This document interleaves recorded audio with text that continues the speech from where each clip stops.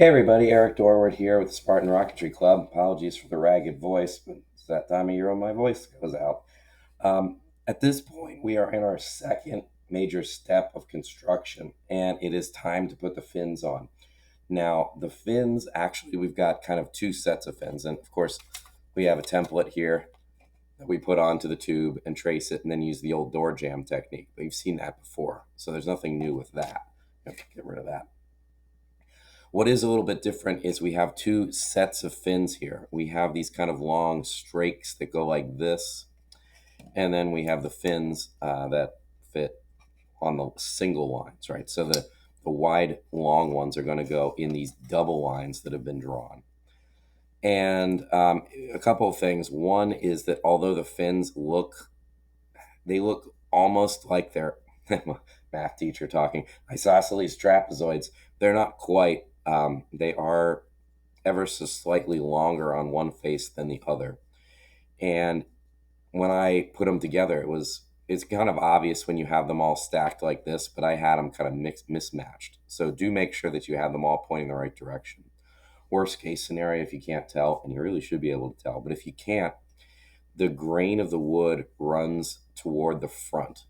That's how Estes and pretty much all rocket manufacturers, and hopefully you too someday when you make your own designs, will orient the wood.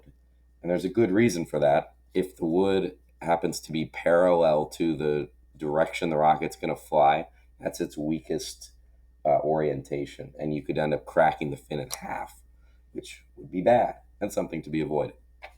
So, in any event, it is time to start gluing. One nice thing about this is that we have this tool. It is a little bit of balsa, it's a jig. What is eventually going to happen is you're going to put it on here. The long straight part goes right in the groove that's been cut, and the two fins, the big fins, should be able to. The edges of them will be up against the edge of the jig, so that's going to help us with alignment. Notice that I have shaped these fins. They are sanded and arrow. Well, not fully arrow fin, but they're not. They're good. I mean, they're rounded, but they're not perfect, and that's okay. Anyway, the instructions call for us to put the big fins on first. I'm not entirely sure I want to do that because honestly, I find it easier to get these on straight than these. And since this has a groove in it, we can use the straight to line things up for the fin itself. So what I think I'm going to do is I'm going to put the long ones on first. So I'm going to kind of throw caution to the wind with the instructions. Um, and that's okay. We can live with that. So it's glue time. Um, I have removed the burrs mostly, but I'm probably going to have to do a little sanding after things are attached. Um, just because that's how the sanding turned out with these. So in any event, usual gluing techniques here. So I'm just putting a thin coat on almost to the end. There we go. I've got my dowel. I'm going to spread the glue thin. And then even though this is not really a major, it's not like a load bearing, it's not going to take a lot of abuse, I'm still going to put the 2 layers of glue on just because. So we'll wait 30 seconds or so. These actually I find very easy to attach because they're so long, it's pretty easy to get them on straight. It is more difficult to put a short fin on because you have less well, they're straight to begin with. So the longer the line is, the easier it is to get them straight. And since we've got these kind of double markers where they're supposed to go in, this should be really accurate. Anyway, that's been long enough, I guess. And now I'm going to add a very thin second layer, very thin second layer. Really don't need a whole lot. And we're probably going to get a lot of glue smearing out the side when we do this anyway. So spreading it out, especially down here as a bit of a blob. That looks good. Let's get these out of the way. I'm going to kind of roll it on. This thing is supposed to be exactly as long as the whole body tube. So that should be pretty easy. I don't need to worry about getting it in the right place, and I'm just slowly going to push it down, and that looks pretty good. looking straight down, you could probably see it better than I am, so I'm going to roll it back toward myself just briefly to make sure that it is aligned both with the end of the body tube and as close as they can be, at least as close as I can see to the marks that I put on there. Now, one of the problems with putting a long strake on is that you can kind of hold the ends down, and that's fine, but you want to make sure that you've got the middle properly attached as well. So I'm kind of, I pushed to make sure that it was seated pretty well in most places. Now, I do have a little bit of glue seeping out the side. I'm going to clean this up right now to make sure that I don't have any blobs that are going to be leaking out later. Because once the glue dries, that's it. That's as good as it's going to get. I don't want to have to try to, I'm going to put a fillet on these probably. They're actually pretty small, so maybe not.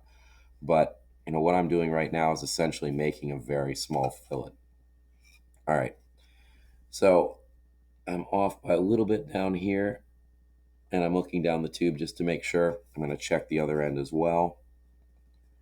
And that's off by a little bit as well, but not very much. And it looks like this is actually a little bit longer than the tube. That's kind of an interesting thing to have happen. If that is actually the case, once everything's all set and dry, I'm just going to sand the end so that both ends, I guess, depending on which one's over too long, to make sure that it sets properly. Now, I am going to attach the other 4 strakes. You do not need to watch that. It's the same basic technique. This jig doesn't really do a whole lot yet, but if you'll notice, it fits over nicely, and that's going to show me, and I can look at it now, I guess, to see that it is essentially in between the 2 lines. It is. I really don't want to glue that in place, though. So there we go. I'm going to let this dry for a little bit, and actually, no, I'm going to put the other ones on. Then I'm going to let it dry for a little bit, and then I will be back to put the fins on. So I will see you in a few minutes. All right, so I've got all the strakes attached now.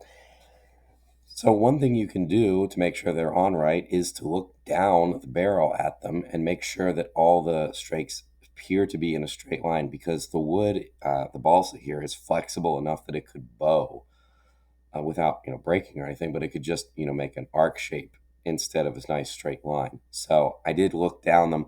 One of them's a little deformed, and I'm checking again here.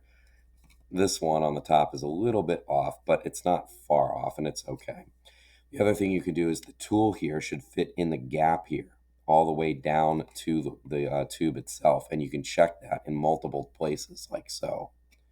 And you should do that for each one as well to make sure that it's uniform, the distance between all of them. It seems to be pretty good. Now it's time to attach the fins. I want to be extra sure here that I'm doing a good job attaching these things. So we're definitely going to use the 2 applications of glue technique here. And, the strake, the worst thing that can happen to that really is it's not on quite straight, and you adjust it after the fact and as you look down it.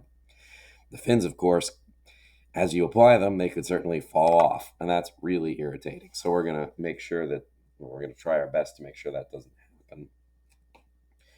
In any event, so we're going to let the glue get a little tackier than I normally would, just to make sure things are being applied just right.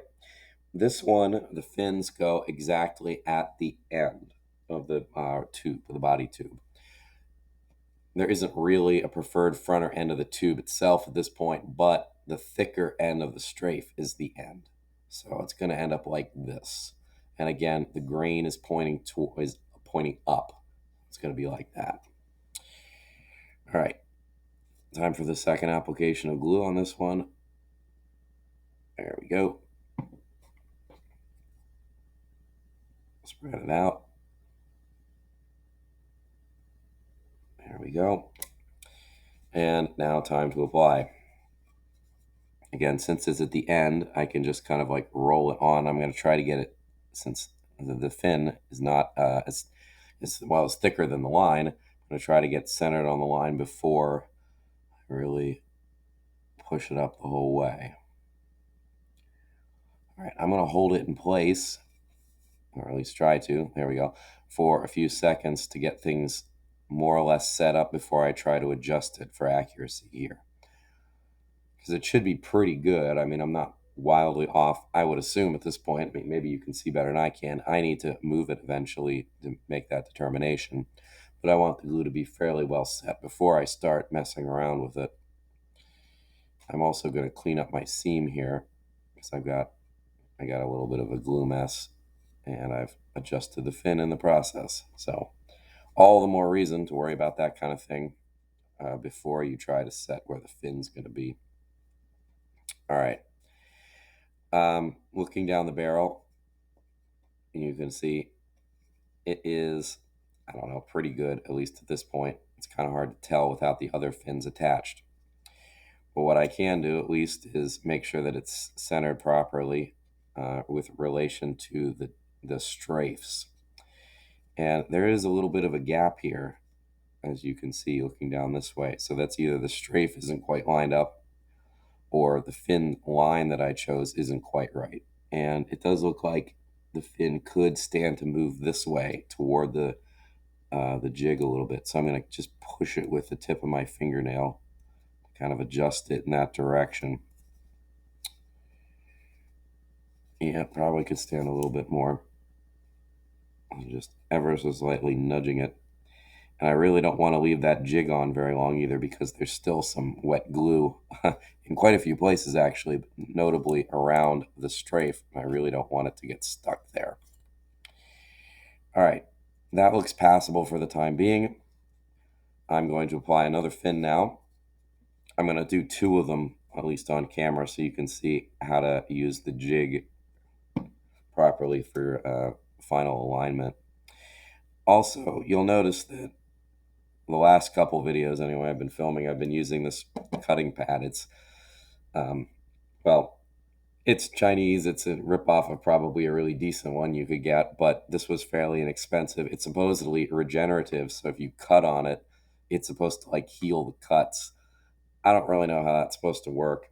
There are nicks in it and things, but it's not like cutting on wood that's never going to get better. I mean, by and large, it still looks pretty nice. Most of my cuts are kind of down here, and they don't look bad, frankly. I like this for if no other reason than it has a grid line on it, and since we're applying a four-finned rocket, the grid lines are all at 90-degree angles, so I can use them to help out with final alignment as well. There's also this part right here that has some angle marks on it, which is nice too, but harder to use since part of it goes, you can't see this, but like this part right here, the edge of the mat is just off camera, so not as useful. All right, applying the second fin, making sure that I have the grains facing the right direction, centering it on the line, and then I'm going to roll it forward just like the last time. And that looks reasonably good for the time being. Again, I'm going to hold it in place, pushing down fairly hard to make sure the glue starts to set before I start futzing around with it too much, cleaning up the extra glue. You can see it's kind of leaking there, and this is still pretty wobbly as I move it to show you that. So letting the glue set up a little bit, that's probably pretty good now. I'm going to carefully clean up the seam here a little bit on both sides. All right, now time for the jig. If we did this right, the groove in the cut in the jig should fit right over the strafe, and it should go down right between the two fins, and there should be not much space at all. So far, looking at it, this fin needs to be adjusted up a bit, and you can have a look yourself. I'm going to stand up and have a look too. Overall, I'd say it looks pretty good. I'm going to use my grid lines to help a little bit as well. It looks like this one could stand to be adjusted toward the jig a bit, but overall, it looks pretty good. Oops, I adjusted that one a little bit as well. I didn't mean to do that. All right, that looks like a pretty nice 90-degree angle. So I'm going to attach the other four fins off camera. The only other thing I'm going to do in this video, in fact, we could do it now. I won't do it. I will do it momentarily. Is I'm going to attach the launch lug as well. This is all kind of the same skill, so we'll do that in this section as well. So I will see you in a minute or so to do that as well. All right, so the fins are all attached now, and they are fairly well straight. I checked them all using the jig here like this, as it's intended to go in between them, and they look about as good as I can reasonably expect. So the last thing I need to do is, remember, we built this standoff part for the launch lug, so we need to apply that. Since this isn't directly attached to the body, I'm actually going to use usual gluing techniques for this, um, because there could be a decent amount of force put on the launch lug now that it's not right up next to right next to the body of the tube. So we'll do the usual business and let the glue dry here, or we start to set before we attach it. Overall, I'd say this went pretty well. It is really nice to have a piece like this around. I usually keep at least some of them because this is a fairly standard body size. And I think the next rocket that I'm going to build, I believe, uses the same body tube size and 4 fins. So this will be fairly handy to have. The other thing that I need to do, and I will do off camera because you've seen it before probably at this point, is the fins need fillets. So I will run a bead of glue next to them. It is going to be a little bit trickier because of the strake to get my finger in there properly. And I don't think I'm going to be able to get a good fillet around the strakes themselves, although I suppose I could try. That shouldn't be too hard. I'm sure it's doable. Anyway, at least not in here anyway. That part, because the launch lug is going to go right here, I'm not going to be able to get a fillet. And that's okay. So this goes approximately here. We will adjust as necessary. We don't really need to worry about orientation a whole lot, just so long as it is mostly up. And this is actually too small for me to get my finger in there as it is. So I'm going to use my dowel to kind of spread out the excess glue and essentially kind of mop it up as well, because I prefer not to have just a glue mess in there if I can help it. This side, at least, I can use my finger to smooth. Checking for alignment, I'm going to look at it down the barrel just to make sure that it is in line with the line, among other things. And it looks reasonably good. Just having a look down, it actually could use a little adjustment now that I look at it. So I'm just going to bump it with the tip of my finger to get it going the right way. That looks better. We can live with that. If you don't have a nice grid like this, the instructions have an alternative, and you just kind of, it's got a seam in it, which is annoying, but you essentially, just plop it down here and make sure all of your fins and stuff line up pretty well. I'm not going to worry about that because I'm pleased with my alignment. All right, next phase then for the next video is we need to attach the motor mount and get it ready for finishing. Very exciting. I will see you then.